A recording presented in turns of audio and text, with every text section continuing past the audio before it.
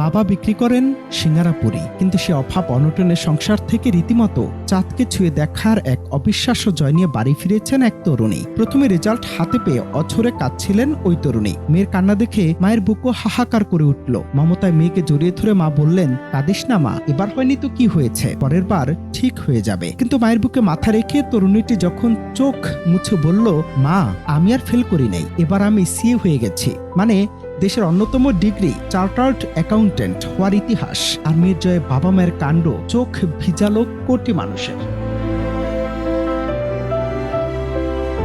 এখানেই শেষ নয়, চোখ মোছার পর এক ছুটে সে সিঙ্গারাপুরি বিক্রি করা বাবার কাছে ছুটে গেলেন মেয়ে। বাবার পায়ে সালাম করে জড়িয়ে ধরে চিৎকার করে বললেন, বাবা আমি সিএ হয়ে গেছি। মেয়ের মুখে কথা শুনে নিজের চোখের পানি ধরে রাখতে পারলেন না বাবাও। যে বাবার কাঁধে চড়ে একদিন বিশ্ব চিনেছিল মেয়ে, আজ সে বাবার দু চোখ বেয়ে ঝরছে আনন্দের জল। এই অশ্রু কেবল আনন্দের নয়, এজন্য বছরের পর বছর ধরে করা রক্তপানি করা পরিশ্রম আর অটুট বিশ্বাসের চূড়ান্ত জয়।